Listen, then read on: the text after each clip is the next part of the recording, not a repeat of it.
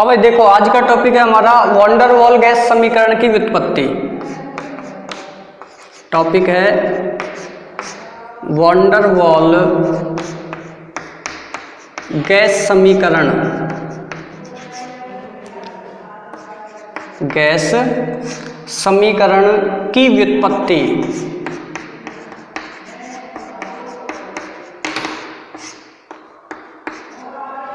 Von der वाल gas समीकरण को कैसे व्युत्पन्न किया जाता है या प्राप्त किया जाता है। इसका दूसरा नाम होता है और करके इसको वास्तविक गैस समीकरण भी कहते हैं। क्या कहते हैं? वास्तविक गैस समीकरण। ठीक है, तो कैसे भी कहे वो हमसे वॉन डेर वाल गैस समीकरण की व्युत्पत्ति कहे या वास्तविक गैस समीकरण की व्युत्पत्ति कहे।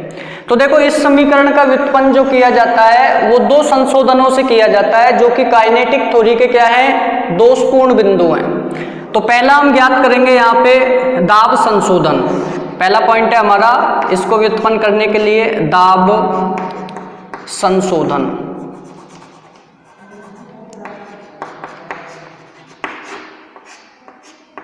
दाब संशोधन यानी दाब में आपको संशोधन करना पड़ेगा, कुछ सुधार करना पड़ेगा, तब जाकर आप वॉन डेर वाल गैस समीकरण को व्युत्पन्न कर पाएंगे। तो देखो, हम इसको ऐसे देखते हैं। एक पात्र लिया, ठीक है। इस पात्र में क्या है, गैस भरी हुई है। क्या भरी हुई है? गैस भरी हुई है। और इसमें जो गैस भरी हुई है उसमें से दाब संशोधन ज्ञात करने के लिए हम दो कणों को विचाराधीन लेते हैं। जैसे एक कण ये है, इसको मैंने ए कह दिया। क्या कह दिया? ए कण है जो कि पात्र के बीच में है, और दूसरा कण यहाँ पर है जो दीवार जो है पात्र की उसके निकट उपस्थित है। यानी मैंने यहाँ पर दिखा दिया, ये पात्र की दीवार के निकट हो गया बी कण। ठीक है, अब देखो, एक कण को विचाराधीन लें तो हम क्या पाते हैं कि एक कण पर इधर जितना आकर्षण बल अनुभव होगा अन्य कणों के द्वारा, गैस के अन्य कणों के द्वारा, उतना ही इधर विपरीत दिशा में होगा। तो इधर का जितना होगा उतना विपरीत दिशा है, तो दिशा बदलने के कारण परिणामी मान 0 हो जाएगा। ऐसे ही जितना ऊपर की तरफ है उतना ही इधर की तरफ कैंसिल हो जाएगा। सेम इधर की तरफ एक दूसरे के एंटी डायरेक्शन में, ऐसे ही इधर की तरफ ये। तो कुल मिलाकर ये जो कण है इस पर परिणामी जो आकर्षण बल है वो 0 होगा, क्योंकि ये स्वतंत्र रूप से गति करेगा। इसके ऊपर लगने वाले आकर्षण बल चारों दिशाओं में समान है, चारों तरफ समान है। तो एक कण जो है वो स्वतंत्र गति करेगा। क्या करेगा? स्वतंत्र गति। लेकिन जो बी कण है इस पर देखो, इधर की तरफ जो आकर्षण बल लगेगा, इसको कैंसिल करने के लिए इधर गैस के कण नहीं है, पात्र की सतह आ गई। इसी तरह इधर की तरफ क्या है, इधर की तरफ फिर से पात्र की सतह आ गई, तो ये बैलेंस नहीं होगा। ऐसे ही इधर की तरफ वाला तो चलो बैलेंस हो गया, ऐसे ही इधर वाला ये इधर की तरफ फिर पात्र की सतह होने के कारण बैलेंस नहीं हो पाएगा, और सेम कंडीशन यहाँ पे होगी। तो इधर भी क्या है, पात्र की सतह आ रही। तो कहने का मतलब बी कण जो है वो स्वतंत्र गति नहीं कर पाएगा, यानी कि इस कण को अन्य गैस के कण पात्र में अंदर की ओर खींचेंगे, यानी कि ये आकर्षण अनुभव करेगा पात्र में अंदर की ओर। तो जितने वेग से इसको टकराना चाहिए बी कण को पात्र की सतह से, ये उतने वेग से नहीं टकरा पाता है, यानी कि इसके जो वेग है उसमें कमी हो जाती है, जिसके कारण इसके द्वारा जो उत्पन्न दाब है वो भी कम प्राप्त होता है। ठीक है, तो इसके दाब में जो कमी हो रही है इन आकर्षण बलों के कारण, अंदर की तरफ आकर्षण अनुभव करने के कारण, उसे ही हमें ज्ञात करना है। ठीक है, तो देखो इसके लिए हम क्या करें, पी आई आइडियल प्रेशर हो गया, आदर्श दाब is equal to P plus P dash, P plus P dash. यानी कि आपको वास्तविक आदर्श दाब ज्ञात करना है इस कण का, कि ये कितने वेग से टकराए, कि इसका दाब कितना उत्पन्न हो जब ये आकर्षण बल इस पे संतुलन की अवस्था में हो, तो उसको हम कहेंगे आदर्श दाब। तो उसे ज्ञात करना है, तो इसके द्वारा जो उत्पन्न दाब है उसमें क्या करना पड़ेगा, कुछ जोड़ना पड़ेगा। तो यहाँ पर ये जो P डैश है, इसको मैंने फर्स्ट इक्वेशन दे दिया, P dash is equal to दाब में कमी। P डैश क्या दिखा रहा है, दाब में कमी को प्रदर्शित कर रहा है। इसको हम ऐसे समझ सकते हैं कि सपोज बी कण जब इस पर संतुलन होता, यानी ए कण की तरह होता, तो बी कण के द्वारा उत्पन्न दाब सपोज 5 ATM होता। जैसे कि ए कण इस पात्र की दीवार से टकराने पर 5 ATM दाब उत्पन्न करता है, और अब हम कह रहे हैं कि बी कण को भी इतना ही करना चाहिए स्वतंत्र गति करने पर, लेकिन ये कितना उत्पन्न कर रहा है? 3 ATM उत्पन्न कर रहा है। बी कण कितना कर रहा है? 3 ATM। 2 ATM की कमी आ गई, क्यों? अंदर की तरफ आकर्षण अनुभव करने के कारण, क्योंकि इस पर जो बैलेंस है वो अनबैलेंस है, असंतुलित अवस्था है। ये कैसी है? असंतुलित। तो यहां पर आपको 2 जोड़ना पड़ेगा, तभी तो ये 5 होगा। तो यही हम ज्ञात करना चाह रहे हैं आदर्श दाब कि कितना उत्पन्न करना चाहिए इसके द्वारा स्वतंत्र गति से। तो ये जो 2 है, ये जो कमी है P डैश के रूप में, इसको हमें ज्ञात करना है। क्या करना है? ज्ञात। तो देखो P डैश जो दाब में कमी है, ये गैस के घनत्व पर निर्भर करती है, और गैस के घनत्व पर निर्भर करने का मतलब गैस के कणों की संख्या पर निर्भर करती है। तो यहां पर क्या है, आपका जो P डैश है ये गैस के घनत्व के समानुपाती संबंध प्रदर्शित करता है। यानी कि मैं क्या लिखूंगा यहाँ पे, रॉ स्क्वायर, या इसको मैंने ऐसे लिखा कि दाब में जो कमी है, इसको मैंने लिखा P dash is proportional to rho square. यानी कि जो दाब में कमी है वो गैस के घनत्व के वर्ग के समानुपाती होती है। मैं साइड में क्या बता दूंगा, rho is equal to gas का घनत्व। क्या हो जाएगा? Rho is equal to gas का घनत्व। तो संबंध आ गया हमारे पास। दाब में कमी जो है सीधा सीधा गैस के घनत्व पे डिपेंड करती है, यानी गैस के घनत्व के वर्ग के समानुपाती होती है दाब में जो कमी होती है P डैश। ठीक है। अब यहीं पर हम ये भी जानते हैं कि 1 मोल गैस के लिए, किसके लिए?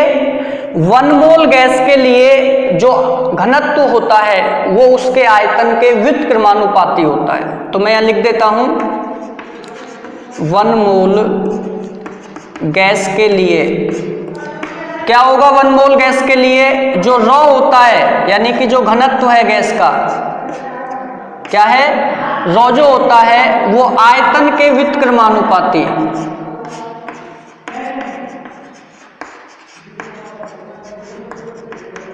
आयतन के व्युत्क्रमानुपाती होता है। यानी मैं क्या लिख सकता हूं यहाँ पे, रॉ प्रोपोर्शनल का चिन्ह 1/V, यानी जो घनत्व गैस का वो गैस के आयतन के व्युत्क्रमानुपाती है।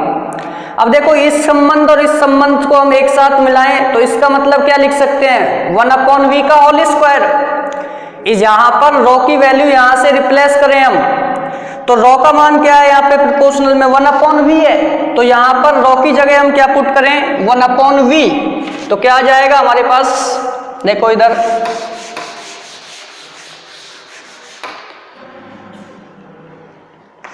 P dash is proportional to 1/V का होल स्क्वायर। स्क्वायर ओपन करें तो 1 का स्क्वायर 1 रहेगा, अपॉन V का V स्क्वायर हो जाएगा। P dash is proportional to 1/V square. अब प्रोपोर्शनल हटाएं तो हमारे पास एक स्थिरांक आ जाएगा, P dash is equal to A/V square. क्या गया, A/V स्क्वायर। तो P डैश हमारे पास दाब में कमी आ गई, इसको मैंने इक्वेशन 2 कह दिया। क्या कह दिया, समीकरण नंबर 2। अब समीकरण 2 से P डैश का मान 1 में पुट कर दें। क्या करें, समीकरण 1 में। तो मैं यहां लिखूंगा समीकरण 1 में, समीकरण 2 से P डैश का मान रखने पर, का मान रखने पर, देखो इधर ये समीकरण लिखी हुई है, तो देखो P डैश का मान रखेंगे यहाँ पे तो क्या हो जाएगा, PI is equal to P plus A/V square. समीकरण 3, इस P डैश का मान यहां पर रखा P डैश की जगह तो A/V स्क्वायर आ जाएगा। और ये क्या है, आपका दाब संशोधन ज्ञात कर लिया। क्या कर लिया, दाब संशोधन, PI आ गया। अब ऐसे ही हमें क्या करना है, आयतन संशोधन करना है। क्या करना है, आयतन संशोधन। तो देखो यहां पे इसको हटाते हैं।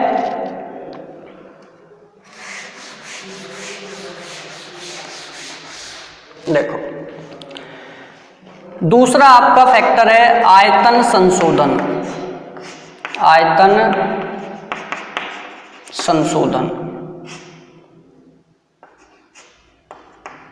ठीक है, तो देखो जैसे पीआई निकाला ऐसे ही हमें वीआई निकालना है, आदर्श आयतन निकालना है। तो देखो होता क्या है, जब गैस का जो दूसरा पॉइंट था अणुगतिक सिद्धांत का कि गैस अणुओं का आयतन गैस के संपूर्ण आयतन से नगण्य होता है, वो केवल सामान्य परिस्थिति में सही प्रतीत होता है। लेकिन जब दाब बहुत ज्यादा बढ़ा दिया जाता है, जैसे 100 atm कर दें, कितना कर दें, 100 atm, तो उच्च दाब पर क्या होता है, वो बिंदु जो है अणुगतिक सिद्धांत का वो दोषपूर्ण हो जाता है और उसे हम संशोधन की आवश्यकता होती है। तो वहां पर क्या आया, आयतन संशोधन में वर्जित आयतन आता है। क्या आता है, वर्जित आयतन, यानी कि इस गैस के संपूर्ण आयतन में कुछ भाग ऐसा होता है जिसमें गैस के कण गति नहीं कर पाते हैं। क्या नहीं कर पाते हैं, गति नहीं कर पाते हैं। यानी कि जैसे हमने यहां पर ये एक पात्र लिया और इस पात्र में गैस भरी हुई है, ठीक है, तो जहां पर गैस के कण उपस्थित हैं वहां पर क्या है, गति नहीं हो पाएगी। यानी कि इन सभी कणों का जो स्थान है जहां पर ये प्रेजेंट है, वहां पर अन्य गैस के कण क्या नहीं कर सकते, गति नहीं कर सकते। तो ऐसा क्षेत्र जहां पर गैस अणु गति नहीं कर पाते हैं उसे हम वर्जित आयतन कहते हैं। क्या कहते हैं, वर्जित आयतन कहते हैं। और ये वर्जित आयतन जो होता है ये दाब के बढ़ाने पर बढ़ता है।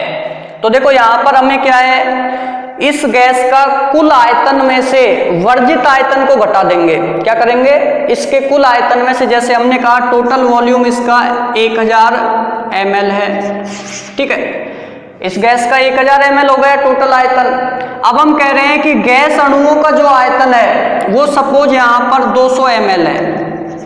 कितना है, 200 ml।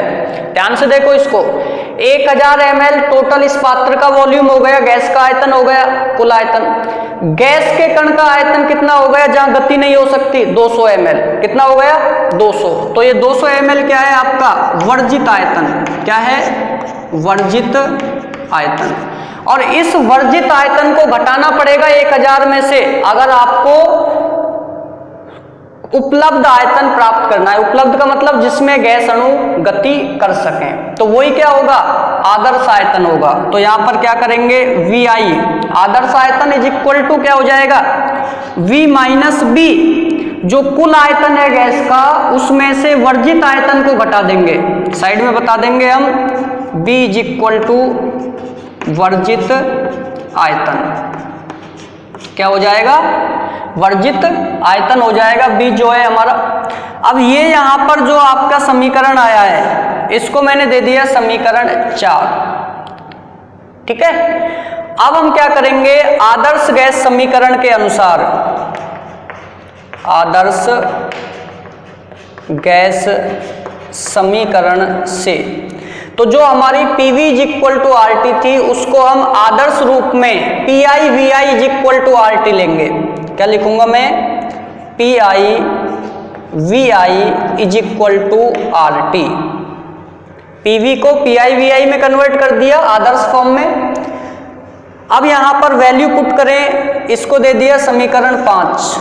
तो समीकरण 5 में 3 व 4 से मान रखने पर क्या करेंगे, मैं इधर लिख देता हूं यहां पे, समीकरण 5 में 3 व 4 से मान रखने पर, तो देखो ये समीकरण 5 है, मान रखेंगे तो देखो यहाँ पे ये रहा 3 का, PI का मान, PI की जगह हम रखेंगे P प्लस A/V²। समीकरण 4 VI की जगह रखेंगे हम V माइनस बी और is equal to RT।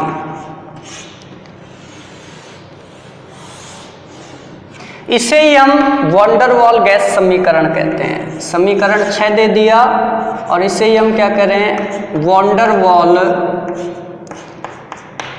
Gas समीकरण। ठीक है, तो ये हमारी आ गई वॉन डेर वाल गैस समीकरण, P + A/v² v - b = RT। ठीक है भाई, अगर इसे हमें n मोल के लिए लागू करना है, किसके लिए, n मोल के लिए, तो देखो n मोल के लिए क्या हो जाएगी, ये इधर लिख देता हूं मैं, 4n मोल। n मोल के लिए इस समीकरण को हम कैसे लिखेंगे, यहां से P + AN² / v² into v - NB = RT। Sorry, यहाँ पे n और आएगा, n मोल के लिए कर रहे हैं nRT।